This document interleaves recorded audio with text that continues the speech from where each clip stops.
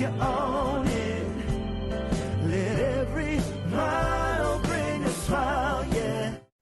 Welcome back to the Road of Life podcast with Bennett and McKay. And this week, super excited because we have our second episode with guests. Our second ever guests on the episode, Dale and Marla Coffin. Two of our favorite people on planet Earth. Hello. 100% favorite people on planet Earth. This is a It's special a episode two-way for us. street. Yeah. Love it. Glad to be here. Thanks, guys. Thanks for having us. Happy to share a little bit of time with you and expose the rest of the world to conversations that happen late into the night around couches and fireplaces when it's just the four of us together. This is really early in the day for us to be having a conversation, really. Totally. Yeah. So we wanted to jump in and just talk to you guys about because you guys have an amazing relationship. We've seen it up close and personal for the last few years now. And I think that there's a lot of value in there that a lot of people who don't quite have a relationship that you guys have yet, that they could really glean and get a lot of value out of what you guys have to share about how you conduct yourselves in the world and with each other. And kind Love of it. like us, you guys obviously are married. So you're married, you're best friends, your business partners running actually an empire, Not just right? one, but like multiple companies. Southwestern Thank you. Ontario's largest property management company, right? No big deal. Marta Management and Huron Shores Condo Management.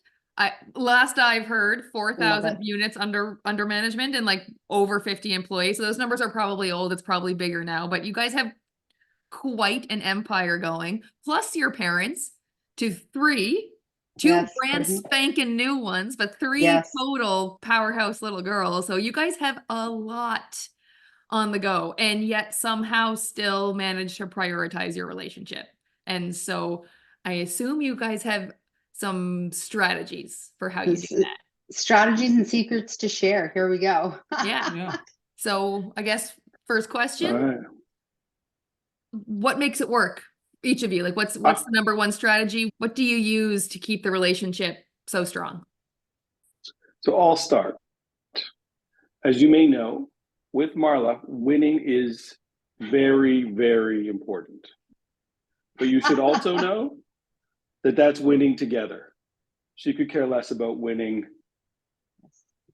the who did more in the house battle or who is working harder at raising children, any of that we need to win together. And we have, I would say, really two rules about being parents and doing things together. And that's like, we're going to do whatever works.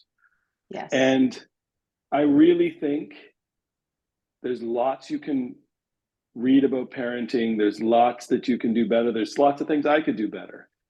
But the most important thing to me is that you show up always. Show up always. You're well more than half the battle to being a great parent. You just need to show up. Totally. That means in every way, but that's what you need to do. That's the job. Yep, I totally agree. Obviously, that second component is really around parenthood. We've got a 5-year-old and 2 4-week-old babies. So definitely showing up is key in every way. And sometimes we have to toggle back and forth about who shows up because we can't both show up every day, all the time, every hour for everything, even though sometimes we want to. We have to decide who's going to make, how are we going to make this work and who's going to step up on this or that, whatever it may be. And sometimes it's the things you want to do and sometimes it's the things you don't necessarily want to do. But showing up always is absolutely key. And frankly, I think that really extends to relationship too, showing up always, not just parenthood. It's, when it's good and when it's not so good, when it's, when we're individually flying high and doing great, and when we're individually maybe struggling or having a tough day, because we all do, and being able to show up always goes a long way, just to be like, I'm right here with you. This is a joint battle. So whatever it is, the good and the bad, we're in it together, I think is absolutely pivotal. Dale and I have operated all of our businesses together. All of our initiatives have been done together. Obviously, we have different roles in those different businesses than each other. We kind of divide and conquer the best we can. But certainly I would say one of the keys that I have found to both working together, living together, raising children together, being best friends, is understanding two things: who's the boss and who's the real boss. And those aren't the same, because primarily I'm the boss in the house when it comes to, you know, day-to-day decisions, but Dale's got the veto power on everything. So who's the real boss? It's Dale. And at the end of the day, look at his face. Ah. At the end of the day, though, truly the reality is we have to make these decisions together. We have to find a way to come together to be able to be on the same page. And being on the same page doesn't always mean full agreement, but it does mean being in a position where we're willing to give for the other person. It does mean that we're in a position where, you know, you have to decide what hill do you have to die on, and where are you going to give, because that's what relationships are. And that can be marital relationships, friendships, that can be 100 different types of relationships. They are give and take. There are some ways that, you know, you're going to get it your way, and some ways you're going to give in and it's going to be someone else's way, and probably lots of times that it's going to be a mutually agreed upon way, because obviously when you're a fit for each other and you spend so much time together, there certainly is a great deal that you have in common, a good deal of overlap in terms of, you know, intentions and desires. So a lot of things do end up just being agreeable. But when it's not, you know, it is a give and take game. And that's, like I say, that goes far beyond marital relationships. That's every kind of relationship, in my opinion. For sure. We talk a lot about things through the lens of your primary relationship, your marital relationship, your, you know, whatever that primary romantic relationship is. But I have a hard time coming up with examples that you would talk about in that context that don't actually apply. You can extrapolate basically every principle of a strong marriage or a strong primary relationship to every other type of relationship in your life, which I think is kind of cool, because we only usually think about it kind of in that one sense, but you can literally apply it across the board. I love what I heard. Definitely. Like, we heard teammates, no ego, working together. Like, it's a lot of the things that we've talked about in the past. Like, it's just, I love seeing it and hearing it reinforced in like a fantastic relationship mirrored back to it. That's why we're willing to stay up so late and talk to them when we're around. Yeah. Craig, you know what else too? It extends, and I'm sure you guys can relate to this component, is that it also extends to maintenance, because you have to maintain your relationships. You can't just let them go and hope. And that's, again, true for marital relationships, friendships, business relationships. They take work. They take maintenance. You can't just let them go and hope and leave it as it is. Usually that doesn't necessarily pan out for the best. You have to find a way to invest into those relationships both ways. For sure. And so what are some of the things that you guys do to maintain, to do that maintenance on your relationship? Well, there's different things. I mean, first and foremost, I think all of it is built on the foundation of communication, for sure.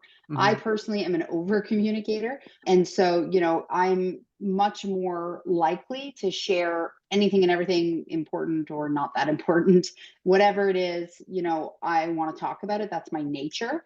But having conversations about the important things and the unimportant things, by the way, also help to build up the solid foundation that the relationship is built on. So to me, as much as it's, you know, I could say, oh, we go on date nights and we do this. Sure. Yeah, we do all that kind of stuff. But to me, it's more the day-to-day things that you do to keep digging the well that really go a long way. In addition, obviously, to spending some one-on-one time, we do a lot of travel together. And obviously we incorporate our kids in that now, you know, spending one-on-one time together, whether it's going out, getting away from the kids for a meal, all that sort of stuff is all in play. But I also put a lot of onus on the day-to-day stuff that you have to do to dig that well and to make sure that you're doing the maintenance on the relationship and treating your relationship the way that it deserves, and treating your partner or the person on the other end of that relationship the way they should be treated. Well, because life is 99% of the time, it's the mundane daily stuff. Like, and I'm sure right now, given the season of life you're in with 2 4-week-old babies, you've got nothing but time for date nights and dedicated one-on-one travel time. Like that's all you got. And so, yeah, damn right. And so the life is, if not 99.99% of the time right now, the keeping your head above water, day-to-day mundane stuff. And so, to your point, if you can't use, if you don't leverage that, then you don't have a lot of Totally. time for anything else. Yeah. But you do. So I think that there's a couple of things that we do that are pretty straightforward and easy to do, and one that you really need a superpower person like Marla to pull off. One is, we've had a long-standing rule since, I don't know, probably the first month we were together, that when you need a hug, you get a hug, no matter what. Love No it. matter what. I love that. No matter the heat of an argument together.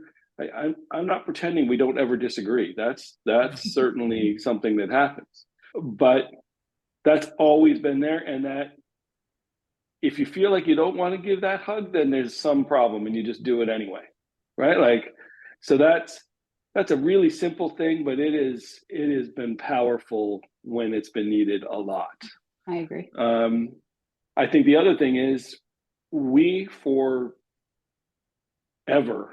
including trying to protect it with the kids, it's a little more challenging right now, but we try to have 60 to 90 minutes of just us time in our bedroom after everybody else is asleep, just to reconnect. Yep. Right? Every day. Sometimes that's a Netflix show, whatever. Like, there's no prescription for what that looks like, but it's every day, and it's really important to both of us. Then I think so I think both of those things are pretty easy for any relationship. Anybody can do those. If you could do it right now take with work. the situation you have going on right now, there's no excuse for anyone not to be able to do that. The third thing takes someone like Marla to pull off, and that's that her emotional quotient, her EQ is really, really high. And truth be told, I would probably let things that aren't quite connecting just go for a while, but that's just not in her DNA. So when things are just like not quite connecting the way that we know that they can, she identifies that right away, and she's like, hey, what's going on? Like, why are we struggling here? And I think that that's a critical course correction tool that allows us to not get too far off track. And then I think one of the things that I bring is just seeing where you can help, right? Like, obviously, if between the two of us, we're pumping 1,900 milliliters of breast milk a day. I love how he said between the two of us. Yeah. Carry Your on, team. Dale. Remember, team. Right? Team Marta, It's pumping a all lot about of breast we. milk. It's all about we. So that's like a 2-liter, right? Yep. Then, I probably need the night shift, all of the night shift, right? Like, she's got to get up to pump it, but I need her to get back to sleep as soon as she can, so that I can, I need to be as sleep deprived as she is. And so when Boston and Bentley are not getting up on the same cycle, and need to be fed every 3 hours, and they're waking up an hour apart, well, you do a little bit of math, that's not leaving a lot of time. And so I think it's finding ways where you can really support your partner. There's always ways you can do it. Right now, it's really easy. Like, just get out of bed. Like, that's a Yeah. a really easy thing to figure out. Maybe not that easy to execute, but it's really easy to figure out. And I think that's finding ways to be supportive in a way that says, I can take some of the burden. I can do, let me take more, instead of, I don't think we're even, right? Like, it really needs to be, how can I take more of the burden off you in both cases? Because while I say that I'm on the night shift, like, if she can tell that, like, I've been up for like 6 of the 8 hours that happen in a night, then she's going out of her way to say, look, I got both of them. I'll feed them both. Right? Which also, if you know a good trick to actually feed twins at the same time, please send it to us. Bring it. Yeah. I would love to be able to provide you with that. It's just not something that's in my wheelhouse, unfortunately. No, eh? No, Pretty No. far outside our No. wheelhouse. I'm talking to your entire audience. Yeah. Like, anybody. That's right. Anyone. That's right. Yeah. If we get anyone replying back, we will let you know. Please do. All right. You know what? But what Dale said is so true and resonates so heavily. And that can be true in things that you're doing together. So Dale talked obviously about us figuring out, newborn twins together. And it can also be things that you're doing by yourself, but under the same roof. So, right now Dale's working on a training program, and, he's doing a green smoothie in the morning, and he's doing a certain number of steps a day and different things of that nature. That's him. He's doing that. I'm not doing that. I'm not participating on that. I am not participating in any green smoothie consumption ever, but he is. And so if there's something I can do to help him make sure he stays on track, or to encourage him, or to make sure that he gets the time to get out and get those steps, while I maybe take on something in the household to make sure that that end of our world is taken care of, so that he can take care of that piece in his world, and vice versa too. He's going to say, you know what, I'll stay with the kids, I'll do this, I'll do that, whatever the case may be, so that I can hit the gym. That's my personal set of goals, or his personal set of goals, but we still have to find a way to come together to accomplish them. And I've said this before, that when we got married, we were like this, and now we're like this. Mm-hmm. And it takes continued maintenance and continued ongoing contribution to go from this to this. When people get married, they think the day they get married, they're so in love, it's the best day of their life, this and that, whatever. And a lot of that's true, but what they don't understand, or what I certainly didn't understand, was having to work through the thick of it, good, bad, and otherwise, is what really brings you closest together. And doing that maintenance every day, digging that well, and whatever channel that might mean, is what really brings you closest, in my opinion. I love that, because what it triggered for me was a conversation we were having earlier around those uncomfortable conversations. Like, Dale, you touched on it with Marla's really high EQ, that she flags that immediately and course corrects to keep you on the straight and narrow on your road of life. So she pulls it back on track because she's willing to have that maybe uncomfortable conversation. And the way we were talking about it is, a lot of people will trade that short-term discomfort for long-term dysfunction in their relationship. If you let something go, it doesn't feel right, but you're letting it go because you just don't want to have a conversation, or you've kind of gotten into it, but neither of you has been willing to bridge that gap. So enough time goes by that you've just kind of put it aside and moved on with your lives, but you never did address it. That doesn't just go away, but because you weren't willing to be a little bit uncomfortable for a little bit of time, that dysfunction is breeding below the surface, and eventually it blows into full-blown dysfunction in your relationship that becomes really, really difficult to recover from. So it sounds like you guys get way out in front of that short-term discomfort by just plowing right through it. And you know what? That's true in all kinds of relationships. Go ahead, Dale. That's the single thing that is like 180-degree course correction from my previous marriage. Is I would just let anything lie forever, right? I don't want to be uncomfortable. And I'm probably still like that, but Mara's not. Mm-hmm. Mara's like, no, like we're gonna sort this out. Let's not sacrifice long-term connection for short-term comfort. Totally. Right? Let's choose courage over comfort all the time. Yeah. The other thing that I've noticed between you two things. One is the amount that you both, the amount of respect that you both have for each other is unparalleled. Like, you can tell that there's a very strong respect between the two of you, which I don't think is common, or as common as we'd like to think, in a lot of relationships. And the other thing that I've noticed, the theme running through this conversation, is how good of teammates that the both of you are, either picking up when the other needs some help, or cheerleading, or supporting, whatever it is. You are both willing to basically get in the corners and do the grunt, like just do the dirty work, do the grunt work, do whatever's necessary to move the team forward, whatever's in the best interest of the team. Both of you, it doesn't matter what it is, ego aside, are both willing to just get in there and get your hands dirty. And that, I think, is a real testament to who both of you are as people. And I think it's a real lesson that people can extract for their own relationships. I think it's amazing. Thank you. Thank you. I appreciate you saying that. Go ahead, Dale.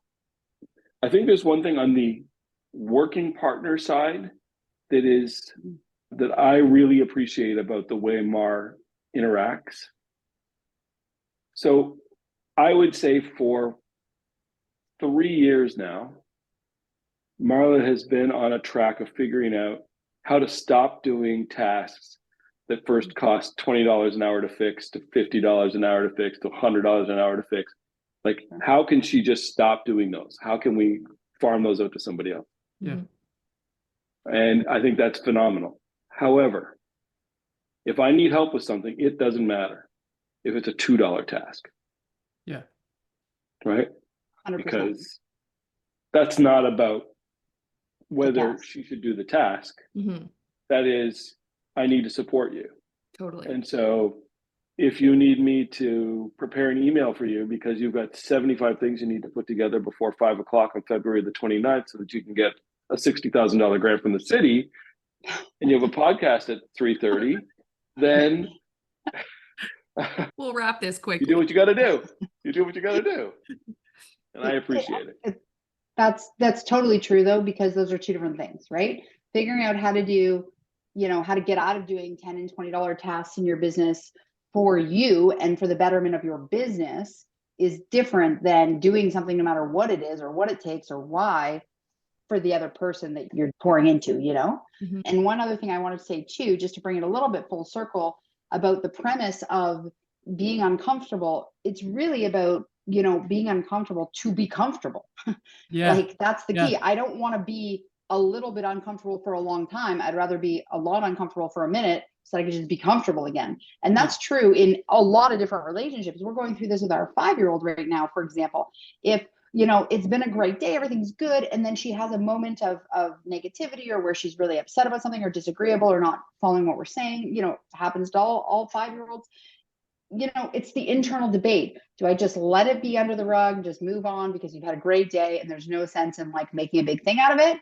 Or do you just bite the bullet and address it and whatever may require, depending on the circumstance, do you just get into it and deal with it right then and there so that it's clear going forward about what's expected and what's needed? Or do you just let it go under the rug? And I'll tell you, letting it go under the rug is really tempting when it's a 5-year-old. I'll just be honest with you. But at the end of the day, we know and are learning as every day goes by and we're doing this crazy journey of parenthood together that it's very rarely better to just let it go because it is a moment of comfort for long-term discomfort, and that's just not a trade-off we're willing to make. And plus in any relationship. Totally. And in that particular relationship, you're also role modeling that behavior for her. And so you don't want her to be sacrificing her long-term comfort because she's afraid of a little bit of a short-term discomfort. So it probably is a lot some days that you're like, do we really have to engage in this conversation right now? The twins are screaming, whatever's going on. But also my eye is on the long-term bigger picture that I want her to learn this skill. And if I'm not willing to teach it to her, she's not going to learn it. And I think that's another sort of theme I get from both of you is you see the big picture. Like, I think a lot of times we get a little bit lost in the forest for the trees day to day because you two both see the big picture so clearly. You have your eye on the prize, like you've got your North Star, where you're going, where you want to end up as a family unit, as a couple, as a business, you know where you're going. And so you are able to see that picture clearly. And so when the little things come up, there's no scorekeeping. There's no because you both see the big picture. So it's like, Dale's not like, well, I have to get up every night. It's like, that's not it. Like, this is my contribution to moving us this much closer to where we want to be because I see the whole picture. I can't produce the milk, so here's where I fit in. That's right. Yeah. Right. How can I help? How can I bring value? Yeah, I would love to be able to produce half the milk. I just physically can't Not do a thing. it. But here's what I can do. Yet. Look, we average 850 milliliters a day between us. Marla's like, totally though. I can buy the program because I did get the best sleep last night that I've had in a long time because Dale was at it. So I got to give him kudos for that. Nice. So it works, I think, because you both can see the 30,000-foot view, but also how each of those $2 tasks or those $20 tasks move that whole thing forward. And so that's I think a lot of people lose the big picture and they get caught up in the day-to-day. Well, I'm doing this, always doing this, and you're never doing that. And that whole keeping score and tit for tat just doesn't work in the relationship. No. Yep. Totally agree. You guys have such an amazing relationship. Is there anything that you guys do that someone from the outside might look at you, or have you ever heard someone say, what you guys are up to, that's weird? Like there's something about what you guys have that's weird, or like, is there anything about your relationship that you've heard that's special or weird or different that anyone has made comment about? Well, Yeah. we built a 4,500 square foot office to work in and intentionally chose to put ourselves in a fishbowl right next to each other. Lots of people thought that was weird. Lots of people thought that And was why weird. did you do that? So that we could be connected on all the decisions that happen in the company. Truthfully, never considered any other way. How else would you do it? Like, it wasn't weird to me. I was like, obviously. I love that. And- It resonates hard for And I me. think if we did it again, we would probably not create the fishbowl where we Yeah. have the glass to everybody else, but we'd still be in the same office. Definitely. Oh, Definitely. as we're planning our like future and how we're like Yeah. we spend a lot of time thinking about what our office is going to be like in the next year or so, and Yeah. it is not quite this close, but it is like arm's length. Like Yeah. we spend Within fist bump distance. we spend That's right. 95% of our day within arm's length of each other. Within fist bump distance. I love that. Yes. Correct. So I totally resonate hard on your weirdness. Yes. Last question for you guys. Yeah. We ask it to everyone. What does an exponential relationship mean to you? I would definitely say that an exponential relationship is really about knowing that when you leave in the morning and when you come home at night, or whether you wake up in the morning and before you go to bed at night, however you want to look at it, that you're with the person that you want to be with, that you know has your back, and that you know have their back 100 ways to Sunday. To me, it can look like a lot of different things, but if that's true, then it's definitely an exponential relationship, in my opinion. Love it. I think I would describe an exponential relationship as understanding fully that the journey is the adventure, not the destination. Yes. And if you are connected well enough, we can take on anything. Like we've had a lot of tough times in the last 3 years, but there haven't been tough times between us. It's just been us versus the world that's been a little bit tough. And, Yes. you know, like as we were approaching having twins, it was kind of like, you know, we know better what we're getting into, but it's times two. Yeah. So we probably don't really know what we're getting into, but it no longer matters. Like, bring it, whatever you got, bring it. We'll get around it. We'll go through it. And it is in those challenging moments. If you look back, I'm sure your relationship too, it's when you got through something hard.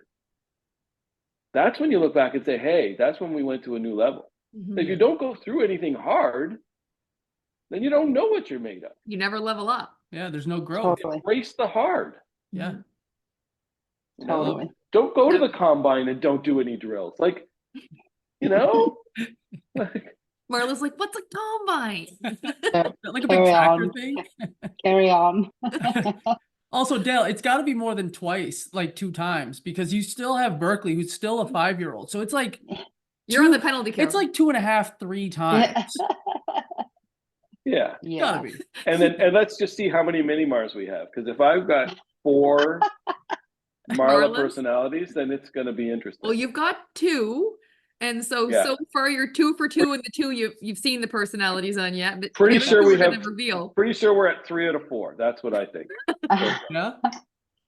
Yeah, Which- Bentley's definitely showing her colors already. Is Bentley? she? Bentley? Yeah, Bentley's Boston's Oh, yeah. pretty quiet and sleepy, so we'll see. Bentley is like, I need to be fed now, right now. Actually, no, I'm no longer interested. I'm spitting this bottle out. Yeah, You Well, waited too Boston's just like long. Boston's just out. It's like, I'm going to assume you're going to keep me alive. Boston's got full trust. Totally. I love it. Oh, I can't wait to meet them and see how this unfolds. I'm super excited. Can't wait. It'll be good. That's awesome, guys. We really appreciate you getting on here and sharing your Thank wisdom. And it's so clear the amazing relationship you guys have, the love that you have, the respect. I love the hug rule. Mhm. Like, I think that's something. We've not articulated it, but that's been the experience so far. Yeah, that's an amazing rule that I think that people, that's a tangible thing that people could take away Yeah. right now and implement. Yeah. And I think that And would be a feel game Because changer for it them. de-escalates the fight no matter what, right? 100%. Even if you hate having that hug, it still de-escalates the fight. Yeah. Totally agree. Yeah. Amazing. So go out there and do those hugs. So where can Love it. people find you if they want to see a little bit more into what's going on with Marla and Dale? Yeah, they can check us out on Facebook or Instagram. My handle's at Marla Coffin. Dale's is at Dale Coffin. Feel free to check us out. We'd love to connect with you. You can send us a DM or just join our page. Perfect. Awesome. All right. Thanks, If guys. you own so a much. Garmin and you like to keep track of steps, I've got a challenge for you. Reach out to Obviously. Dale. He's the Parks and Rec intern. That's right. Amazing. Love it. Thanks, Thanks guys, so for much, having guys. us. Appreciate you. Road of life, yes, you own